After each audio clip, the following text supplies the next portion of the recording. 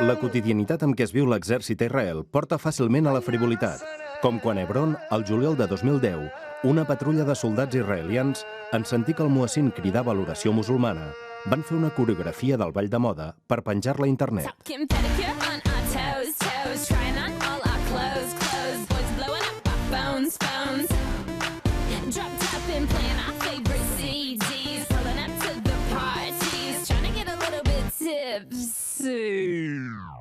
Hi ha una associació molt forta que et comencen a ficar durant tot l'institut, que l'exèrcit no és gens agradable, però que es pateix junts. Hi ha alguna cosa d'heroic en aquest patiment. Molta gent, quan arriba a l'exèrcit, creu que serà dur, però dur com un campament d'estiu, on vas a passar la nit en sacs de dormir.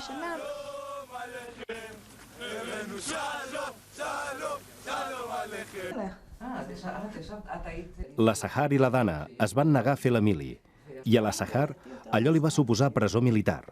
Ella, amb altres activistes, van respondre a la crida de l'exèrcit amb una carta col·lectiva en la que proclamaven la seva negativa a pertànyer a un exèrcit d'ocupació.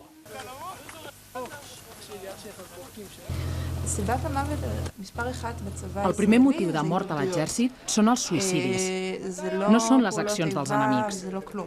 Són nens que es disparen a si mateixos, perquè tenen armes al costat i perquè estan sota una pressió molt dura, que no havien patit mai. Estàs en una situació que estàs a l'exèrcit, ets propietat de l'exèrcit i no pots fer res que tingui a veure amb el teu propi individualisme. No és que ells vulguin que tanta gent es suïcidi, però si jo tinc 18 anys i vaig a l'exèrcit i la meva capa en té 19, un any més gran, i si jo li dic, mira, em costa, vull veure un psiquiatre o passar una altra feina, o qualsevol altra cosa d'aquest tipus, la resposta d'ella serà gairebé sempre: jo sé que és dur, però nosaltres dues ho patim juntes. No hi ha lloc per la sensació que tu no serveixes per això. Els que estan a l'exèrcit són els nostres fills, els nostres pares, algú a qui no pots criticar. No pots trair-te tu mateixa, perquè tu també hi vas estar allà. Ho he vist personalment amb el meu germà. Quan va anar a l'exèrcit era com un escarranós. Deia, jo no vull fer res dolent contra els àrabs. Miraré de fer alguna cosa que no sigui tan terrible. Però a la guerra contra Gaza, quan arribava a casa m'explicava, i parlàvem de com era terrible la guerra, i aquesta campanya va ser especialment dura. I ell era part d'allò. I quan tu ets part d'això, no pots criticar-ho. Encara que vegis que això no està bé, no pots criticar l'exèrcit perquè tu ho vas fer. És impossible. Per criticar ha de ser algú de fora. A nosaltres mateixos ens costa. Al gener de 2010, New Profile va enviar una carta a Ban Ki-moon, secretari general de Nacions Unides. A la carta, New Profile demanava a Nacions Unides una acció ràpida, efectiva i concertada al més alt nivell per garantir que Israel rendís comptes davant la justícia internacional per possibles crims de guerra i contra la humanitat durant l'ocupació de Gaza al gener del 2009. Segons New Profile, Israel, a causa del seu militarisme, és incapaç d'investigar aquells fets, tal i com demana Nacions Unides.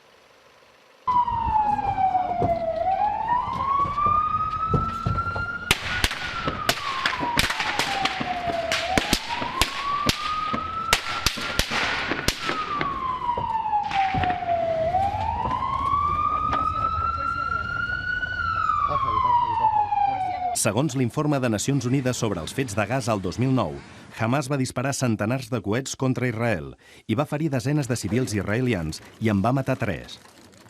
Per la seva banda, l'exèrcit d'Israel va causar 1.400 morts, la majoria civils, 300 d'ells eren nens, i va ferir milers de palestins.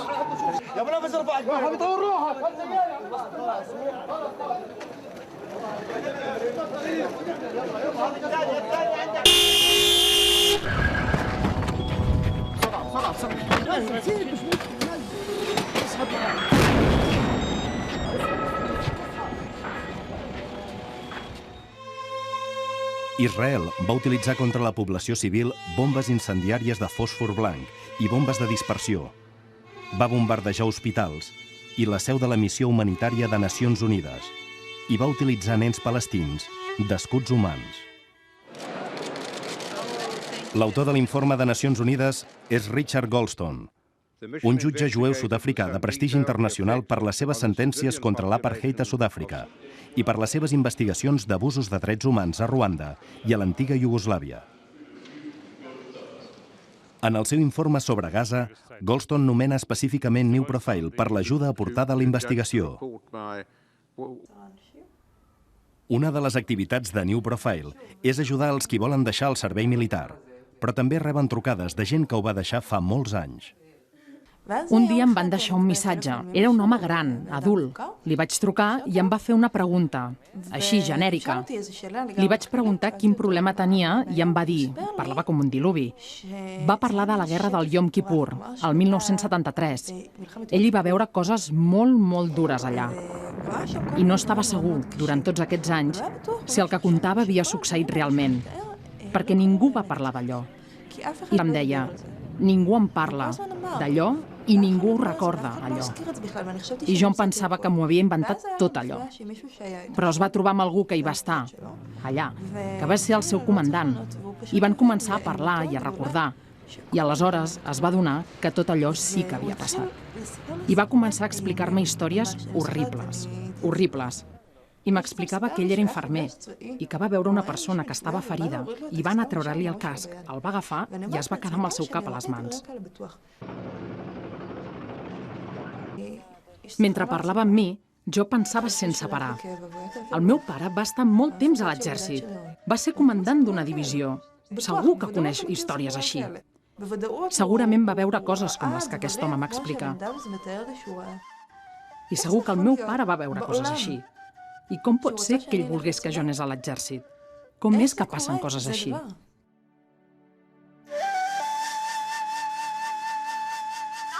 New Profile forma part de la Coalició de Dones per una Pau Justa, una gran coalició feminista i pacifista israeliana on treballen palestines i jueves. Lily Traufman és una de les activistes destacades de la coalició. Va arribar a Israel el 1974 per refugiar-se del feixisme del Xile de Pinochet, com els seus pares havien arribat a Xile als anys 40 per refugiar-se del nazisme. La Lily viu en un kibbutz, una de les comunitats agrícoles israelianes creades pel sionisme socialista en els primers anys de l'Estat d'Israel. El de la Lily va ser fundat el 1949 per refugiats de l'Holocaust. Bueno, acá estamos en el Kibbutz Megiddo. Kibbutz Megiddo es el lugar donde yo vivo. Acá viven solamente judíos en Megiddo. Antes del 48 hubo una aldea palestina que se llamaba Layún, que estaba acá mismo en estas tierras. El pueblo estaba más allá. La aldea fue destruida y sus habitantes expulsados. Yo supe de esta aldea, con el tiempo, no me puedo acordar un momento específico, de a poco, pero sí me acuerdo la primera vez que me encontré con una mujer palestina, que ella era de acá, era oriunda de Layún. Fue muy, muy impactante y me hizo pensar muchas cosas, sí, es algo que no te puedes arrancar de eso. Una de mis mejores amigas hoy en día es Aisha. Aisha, ella habita en una aldea palestina 5 kilómetros más o menos de Megiddo, se llama Arara. Generalmente no hay relaciones entre judías y árabes. Nosotras somos también activistas y hemos hecho juntas estos de los testimonios del 48. La Lily i l'Aisha es van proposar recuperar la memòria de les vivències de les dones palestines i jueves el 1948, quan es va crear l'Estat d'Israel. Durant 6 anys van entrevistar 40 ancianes de la zona i, amb suport de la cooperació catalana, van publicar el resultat de la investigació en 2 revistes bilingües, en hebreu i en àrab. El que se sent sempre és la narració palestina o la narració jueva, però hi ha una cosa que va passar, i tot va passar al mateix lloc i al mateix temps. Nosaltres vam partir de la base de que tot era la mateixa història, de que no són 2 històries, és una sola història de 2 pobles. Un pensa que va guanyar a la guerra, no sé quina guerra, i l'altre pensa que va perdre i que li van robar la casa. En realitat són 2 històries que es van unir la una a l'altra i que donen un quadre sencer. El que va passar el 1948 va ser la fundació de l'Estat d'Israel i la guerra àrab-israeliana, i la Nakba, el desastre palestí, quan més de 500 pobles i ciutats palestines van ser destruïts en 3 mesos. La major part de la Palestina rural va quedar en mans d'Israel. Els soldats israelians rodejaven els pobles per 3 bandes i obligaven a la població a fugir per l'altra banda. Quan les tropes prenien el poble, el destruïen immediatament amb explosius. Simultàniament, 7 països àrabs, entre els quals hi havia Síria, l'Iraq i Egipte, van declarar una guerra contra Israel que va durar 15 mesos. Més de 700.000 palestins van abandonar aterrits les seves llars i es van refugiar en altres ciutats palestines. Més de 500.000 de jueus que vivien en països àrabs es van refugiar a Israel. El nom i qualsevol referència dels antics pobles palestins es van perdre amb els nous pobladors jueus.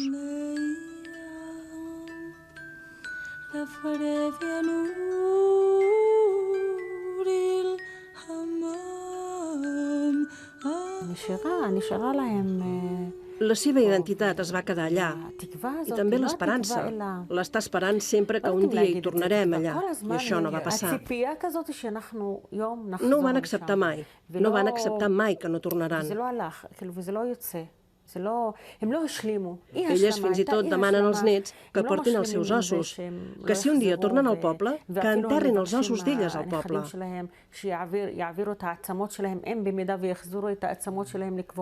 És la sensació de qui va abandonar per la força i sempre vol tornar.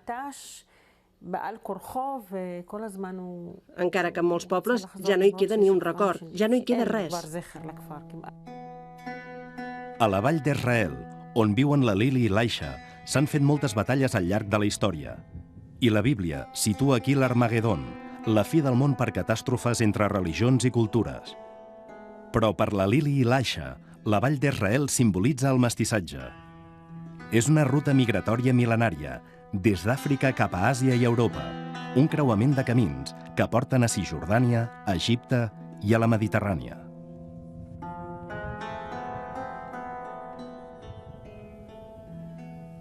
La pregunta es a cómo el pueblo judío que sufrió tanto puede comportarse de forma tan cruel con otro pueblo. Es una pregunta que me la han hecho, me la hacen siempre que viajo muchas veces. Yo creo que eso es lo que sucede.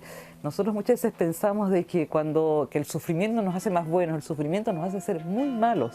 Muy malos. Mira, donde hay más pobreza, donde hay más represión, donde hay violencia, se produce más violencia. Es lo único que conocen, lo adoptan.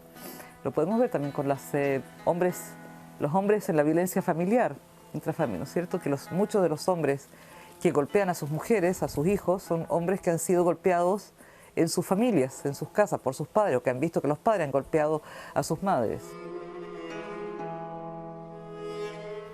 El conflicto acá no es religioso, el conflicto acá no es étnico, ese no es el problema, es un conflicto político, por lo tanto es solucionable. Está en manos nuestras, no está de arriba, no es mano de Dios, manos nuestras. Y la forma que lo podemos hacer es creando algo nuevo, una entidad nueva que sea un Estado, 1, 2, 3 o 4, no importa, un Estado pienso que tiene que haber, que sea de ciudadanos, que la base de ella sea la ciudadanía y no la religión, no los grupos que nos separan. Y por supuesto laico. ¿Sí? El que quiera ser religioso va a ser para sí mismo, va a ser la religión que quiera, va a tener su libertad. Pero nosotros como ciudadanos acá, de esta zona acá de lo que vendría a ser Israel, Palestina, etcétera, quizás también Jordania, no sé, podríamos convivir en conjunto y hacer algo nuevo que sea con una identidad en común.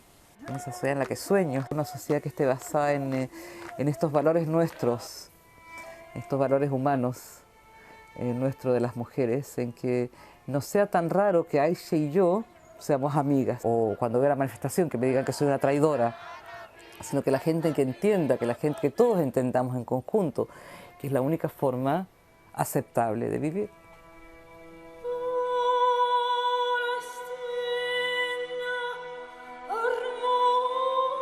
Una de les principals referències intel·lectuals sobre la relació entre feminisme i pacifisme és Carmen Magallón, que dirigeix des de Saragossa la Fundación Seminario de Investigación para la Paz. Entre les seves obres destaca Mujeres en pie de paz. Las aportaciones específicas de las mujeres a la construcción de la paz vienen a menudo de su marginación respecto a la toma de decisiones en las que se involucran los enfrentamientos armados. Puede parecer una contradicción porque es una exclusión, pero esa exclusión genera otra visión.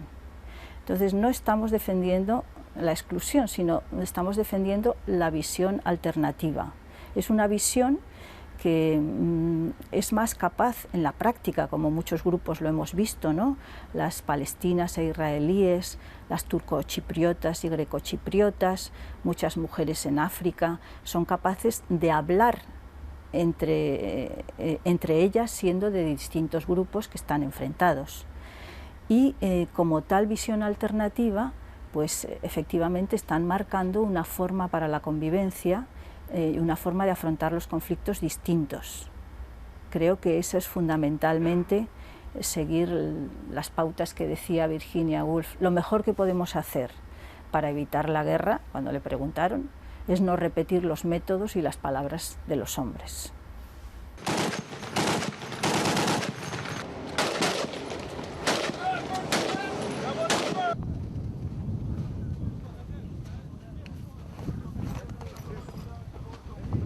Ir a buscar leña actualmente, a buscar agua, que con la escasez cada vez es una tarea más difícil, cuidar a los enfermos, a los ancianos, a los niños, es una tarea de civilización, de sostenimiento de la vida, y eso entra en contradicción con que la gente se mate.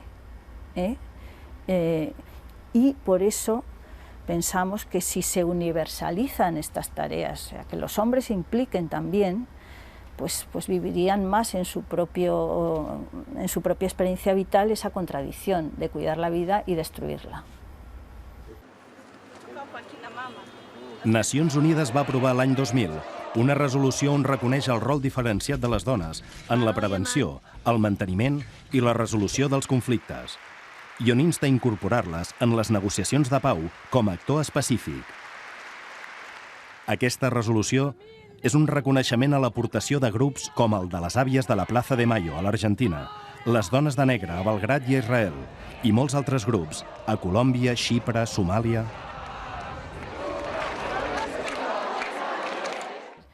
Ellas lo que están diciendo, sobre todo, es nos negamos a ser enemigas, están diciendo finalmente hay que vivir juntos.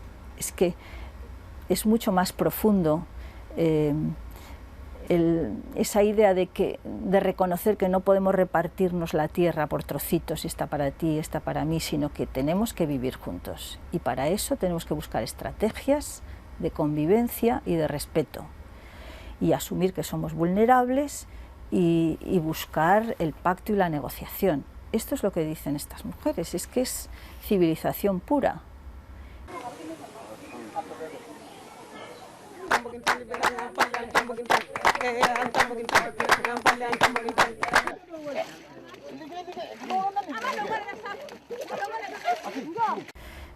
Cuando te atacan y te das cuenta que por muy poderoso que sea el Estado,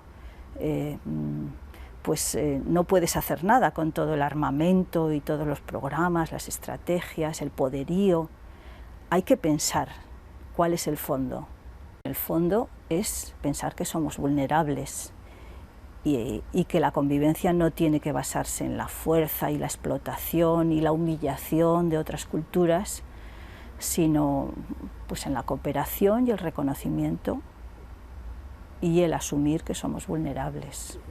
El objetivo no es que las mujeres salven el mundo y la paz, sino el objetivo es cambiar y que los hombres se impliquen en esta racionalidad de cuidado i de sostenimiento de la vida.